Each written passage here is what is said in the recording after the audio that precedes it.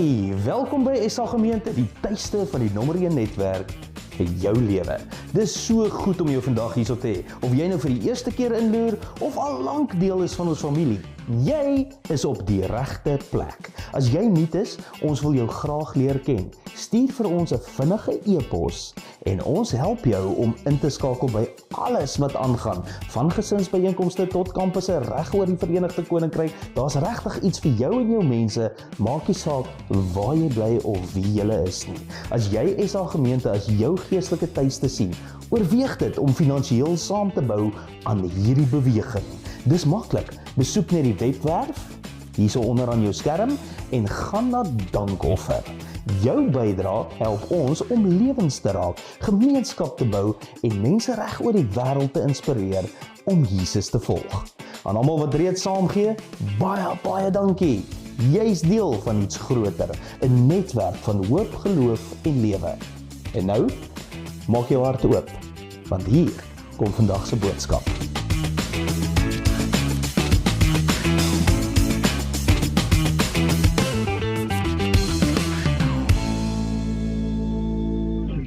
SA Gemeente, welkom by ons aanlyn erediens vandag. Mag dit vir jou 'n besonderse geleentheid en 'n ervaring wees.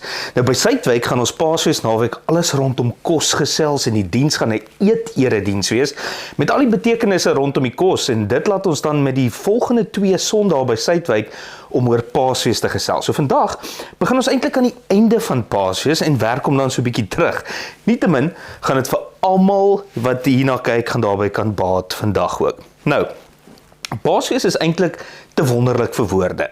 Maar ons gaan maar moet probeer om dit onder woorde in te bring. Lukas 24 dek die hele dag van Jesus se opstanding, die Sondag. Die eerste verse praat oor wat in die oggend gebeur het, toe die leë graf ontdek is. Die middel van die hoofstuk praat oor Jesus wat na sy opstanding aan 2 disippels op pad na Emmaus verskyn het, en dit het in die middel van die dag gebeur. Maar die laaste deel van die hoofstuk praat oor wat daardie aand gebeur het, toe Jesus aan sy disippels verskyn het. Nou in daardie ontmoeting het hy 'n aantal dinge gesê, en vandag gaan ons dit uitlig. Nou hier is 3 dinge wat ons kan leer oor die opstanding van Jesus Christus uit wat daardie aand gebeur het en vir jou lewe belangrik is. In die eerste plek leer ons hier dat die opstanding van Jesus Christus 'n paradigma vir pletterende historiese gebeurtenisse is. Dit is vandag baie algemeen om mense te hoor sê, wel, die verhale van Jesus se opstanding is wonderlik en oulike stories, maar dit het nie regtig gebeur nie, dit het nie letterlik gebeur nie. Ons moet nie probeer om hierdie om hierdie gedeeltes letterlik te lees nie. Hulle is geskryf om die soort lewe wat ons behoort te leef te simboliseer. Hulle is geskryf om te simboliseer dat hoe donker dinge ook al raak, daar altyd dagbreek is. Hoe sleg dinge ook al raak, ons leef altyd in hoop. Ons byvoorbeeld een predikant wat met Paasfees gepreek het en sy preek getitel het, Emmaus het nooit gebeur nie, Emmaus gebeur altyd. Sien julle dit? Wat hy sê is, wel, die opstanding op pad na Emmaus en hierdie verhale het nie werklik gebeur nie, maar hulle simboliseer 'n manier van leef wat ons nou kan uitleef. Ons kan met hoop leef. Maar waarom het Lukas dit dan geskryf? Jesus was nie honger nie, vers 41 sê, en hulle het nie geglo nie. Hy het aan hulle verskyn en hulle het nie geglo nie. En Jesus sê, het julle iets vir my om te eet? En hulle het vir hom 'n stuk gebraaide vis gegee, en hy het dit geneem en dit in hulle teenwoordigheid geëet. Weet julle wat probeer hy doen? Weet julle waarom Lukas dit vir ons vertel? En weet julle wat Jesus probeer doen het? Hy probeer sê, ek is nie 'n simbool nie, ek is nie 'n skynbeeld nie, ek het vlees en bene, kyk na my, ek eet.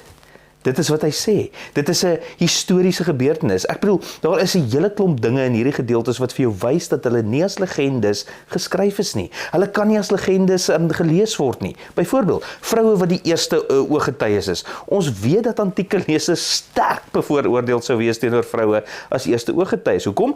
Omdat hulle so 'n lae status gehad het, en daarom is daar geen geloofwaardige rede waarom hierdie verslaaf vroue as getuies sou noem, tensy hulle dit inderdaad was nie. Daar's geen geloofwaardige rede waarom hulle ingesluit sou gewees het as jy dit uitgedink het nie. En daar's baie ander voorbeelde waarom jy hierdie dinge as historiese verslae, historiese getuienisse moet neem en nie as simbole nie. Wat beteken dit? Net dit. Dis 'n paradigma vir pletterende historiese gebeurtenis. Waarom?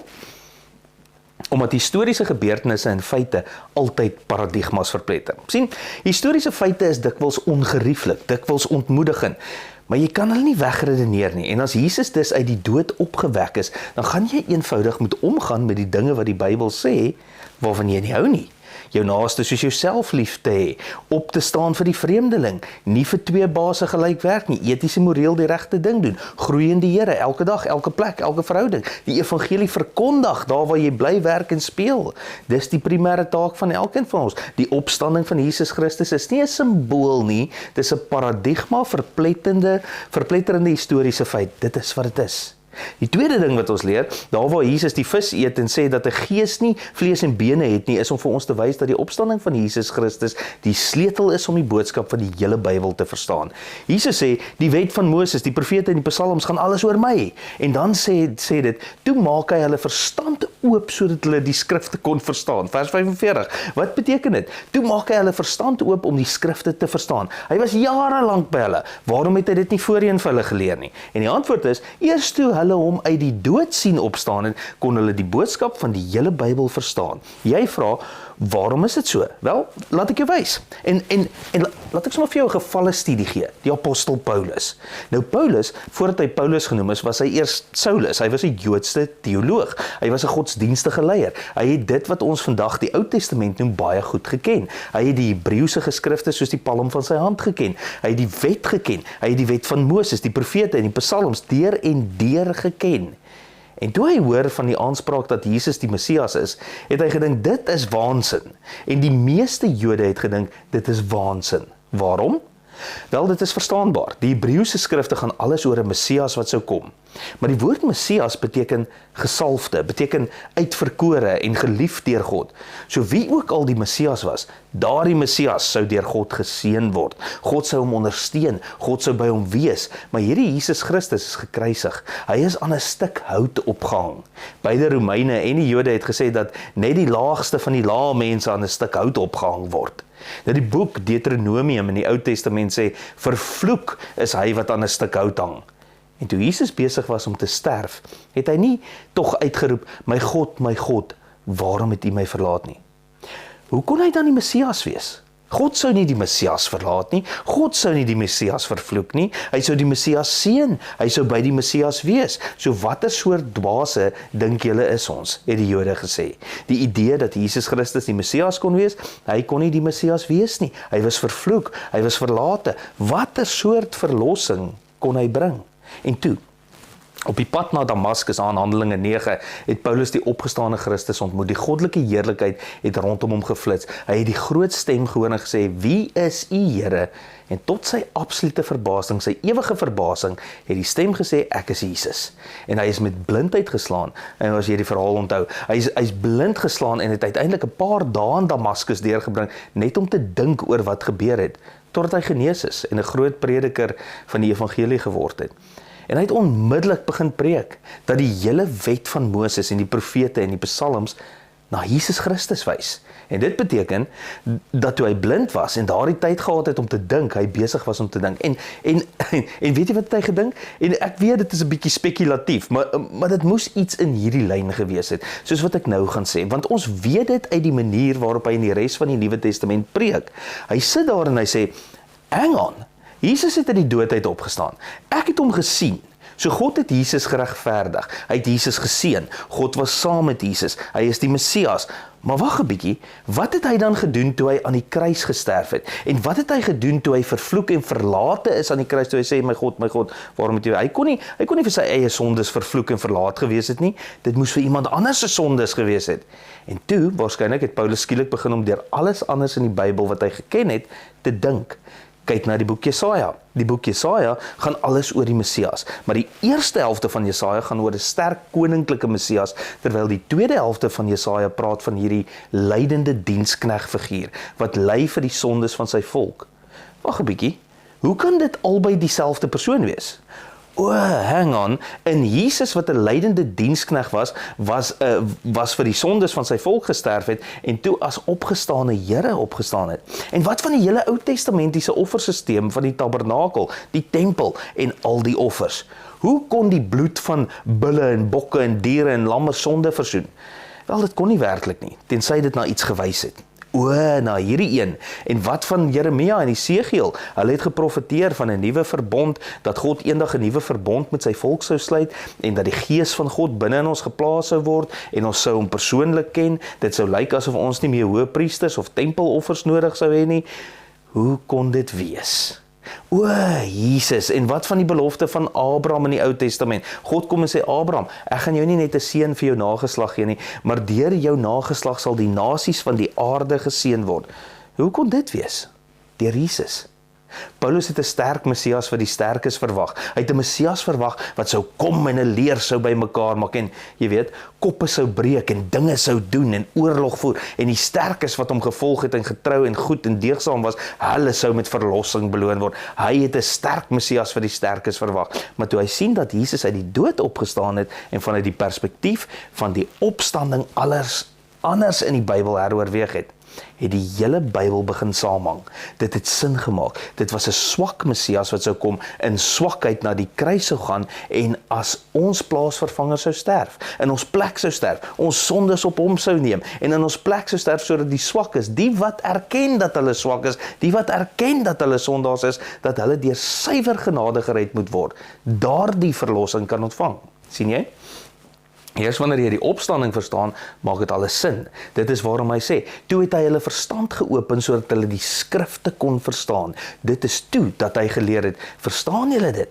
Het julle dit geleer? Sien julle dat die opstanding die sleutel is tot die verstaan van al die skrifte? Alles daarvan. En as dit alles daarvan is, hoe is dit moontlik dat Christene vandag so passief leef, so gemaklik, so niks wat uitdaag nie? Daag Jesus nog hoegenaamd enigstens in jou lewe jou uit? Of is hy nou maar 'n heilige, veilige, veervelige Jesus? Het jy die leeu van Juda, 'n troetelkatjie in jou huis gemaak? Laastens, die opstanding is 'n paradigma verpletterende historiese gebeurtenis en dit is die sleutel om al die skrifte te verstaan en te leef. Maar die laastens ding waaroor ons wil praat, is die sterkste boodskap van hoop denkbaar. Dit is die sterkste boodskap van hoop denkbaar. Want in die laaste deel van hierdie gedeelte sien ons hoe Jesus sê, nou gaan ek julle die wêreld instuur. Met wat? Hier is die boodskap. Die Messias sal ly en op die derde dag uit die dood opstaan. Bekering en vergifnis sal in sy naam in al die nasies verkondig word en julle is getuies en ek stuur julle uit. Dit is die groot boodskap waarmee hy mense uitstuur en dit is 'n boodskap van hoop. Nou waarom noem ek dit 'n boodskap van hoop? 'n jas van hoop, 'n kleed van hoop. Kom ek wys jou. Eerstens het hoop te doen met die toekoms, né? Dis waarop hoop gaan, die toekoms. En hier is waarom dit die sterkste moontlike boodskap van hoop is. Eerstens wys Jesus se opstanding vir ons dat die toekoms daar is, dat dit persoonlik is, dat dit seker is en dat dit onbeskryflik wonderlik is. So, eerstens, dat die boodskap daar is. Wat bedoel ek daarmee? Wel, selfs in daardie dae was daar een van die groot Griekse filosowe met die naam Epicurus, wat gesê het, wanneer jy sterf is dit klaar. Daar's geen toekoms aan die ander kant hierdie lewe nie, en natuurlik sê baie mense vandag dit ook. Wanneer jy sterf is dit verby. Dis soos om die aanskakelaar af te klik. Jy is net nie meer daar nie. Niks om voor bang te wees nie, daar's geen pyn nie, dis net weg, daar's niks. Met ander woorde, daar's geen toekoms aan die ander kant hierdie donker, moeilike lewe nie. Ons lewe is wreed, brutaal en kort. Is daar enige toekoms aan die ander kant die duisternis en broosheid van hierdie lewe? En Epicurus en baie mense vandag sê, nee, daar's geen toekoms nie.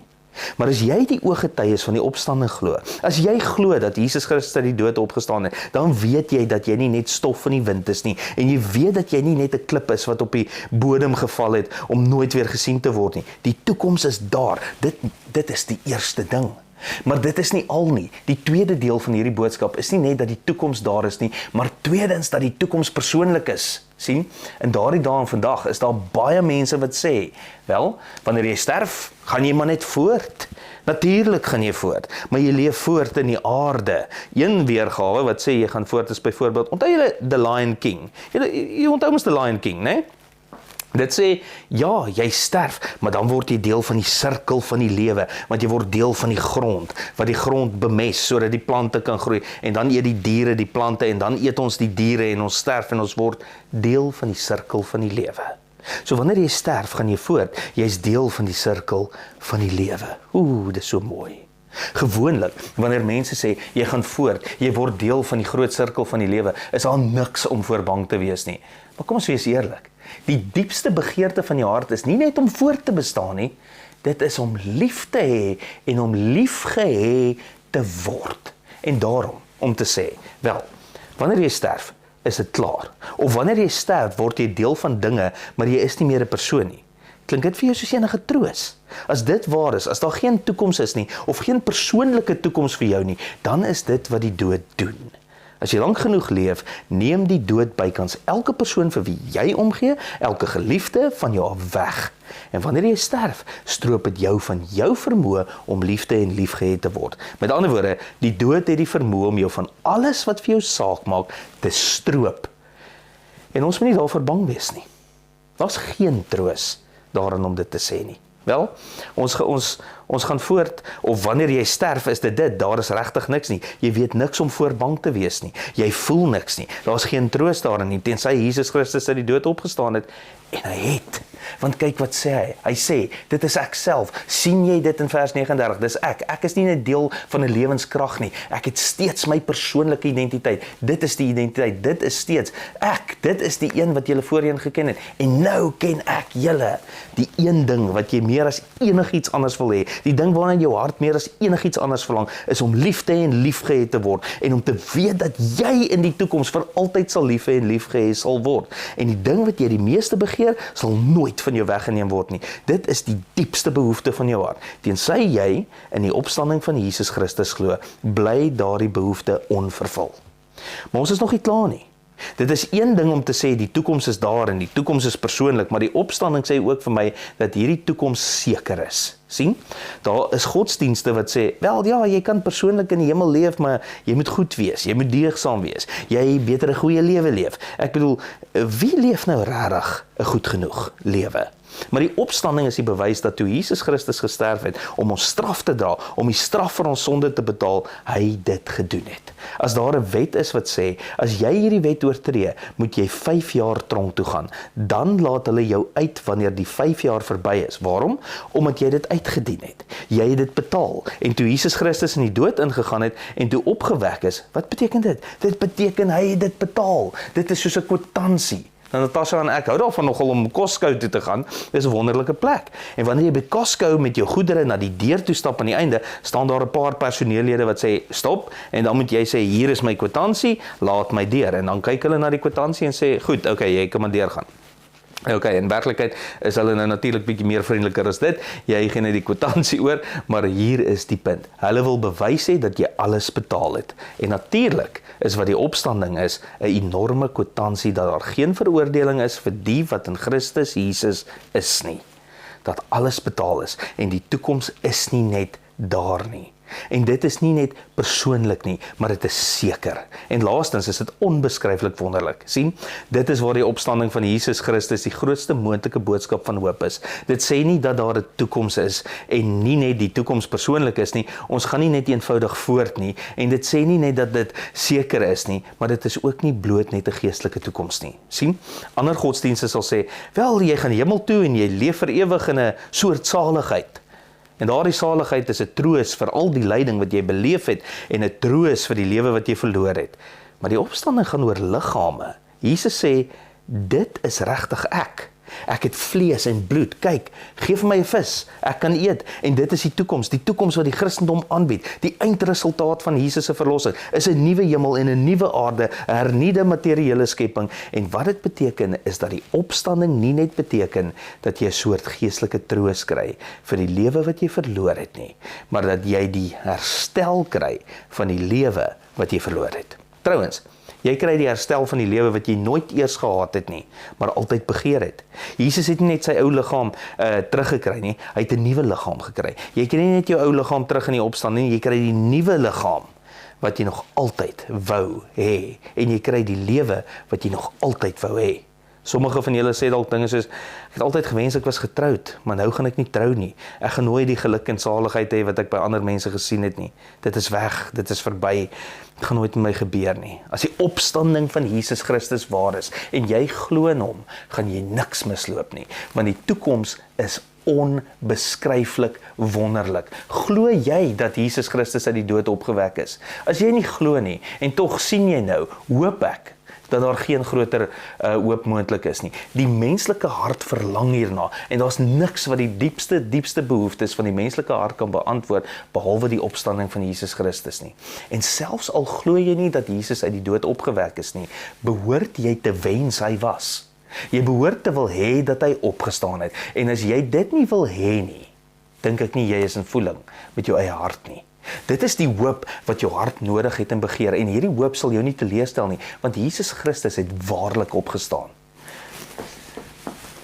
Voel jy moeg en uitgeput en afgemat en asof alles maar net verbygaan by jou, dag na dag dieselfde ou dinge, nog 'n jaar verby, nog iets wat vir jou ewig klaar is, voel jou ouerskap en jou huwelik eentonig sonder hoop, sonder toekoms. Jesus nooi jou om saam met hom vis te kom eet op die strand. En as jy dit doen, sal jy iets van hierdie energie beleef wat nuut in jou opbou, en jy sal alles insit om die wêreld te verander, soos Paulus en Jakobus en Petrus en jou oupa en ouma voor jou. Leef in opstanding, nie in jou gemakstoel nie.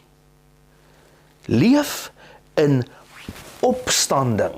Elke dag, elke plek, elke verhouding, daar waar jy bly werk en speel, bou 'n netwerk, gee hoop in alles wat jy doen, hoe jy dit doen, wat jy doen, want dis die hoop wat in jou is. Jy weet, ek kan dit nie verstaan nie.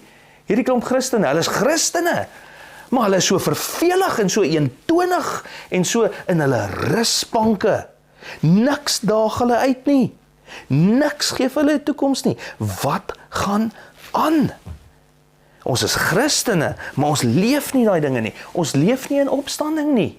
Die Here nooi ons nie uit om in jou lekker gemaklike rusbank te kom sit en jou lewetjie, jy weet, ek sê nee, daar's hoop. En jy is die hoop wat vir ander hoop is. Jy is die hoop wat 'n nuwe toekoms bied. Ek het vir jou dit alles gegee. Maak dit moontlik vir mense om dit te sien. Jy moet ernstig heroorweeg hoe jy in hierdie lewe met my en met ander connect, hoe ons dit by mekaar bring. Jy kan nie net float nie. Opstanding is te groot vir dit. Opstanding is heeltemal te groot vir dit. Let's stop floating. Kom ons leef, kom ons vang vis en braai dit en eet dit met ons fisiese liggame daar waar ons is. Amen. Here, help ons om op te staan. Help ons om letterlik op te staan, fisies uit te gaan, fisies die hoop te bring in ander mense se lewens in. Seën ons, soos wat U geseën is deur God die Vader, Here, en mag ons 'n seën vir ander wees, soos wat U 'n seën vir ons is, in elke faset van ons lewens. Ek eer U daarvoor. Ek gee aan U my hele lewe, omdat U vir my hoop gee. Dankie vir daai hoop. Nie net 'n sielshoop nie, maar 'n nuwe aarde en 'n nuwe hemel. En 'n teenwoordigheid saam met U, 'n hoop wat lief kan hê en geliefd kan word. Amen. Ek seën jou in die naam van God die Vader, wat hierdie wêreld en alles daarin gemaak het, omdat hy dit met jou wou deel, omdat hy vir jou iets wil wys van wie hy is. Ek seën jou in die naam van Jesus Christus, wat hier kom leef het, as 'n swakkeling vir die swakkes, sodat God kan groot word en sterk word om in dit te leef. En ek seën jou in die naam van die Heilige Gees, wat in jou borrel, wat jou opgewonde maak en wat vir jou 'n nuwe krag en energie gee om op te staan uit jou rusbank uit en 'n nuwe hoop te bring vir die wêreld waar die Here jou geplaas het om te wees. Amen. Preview.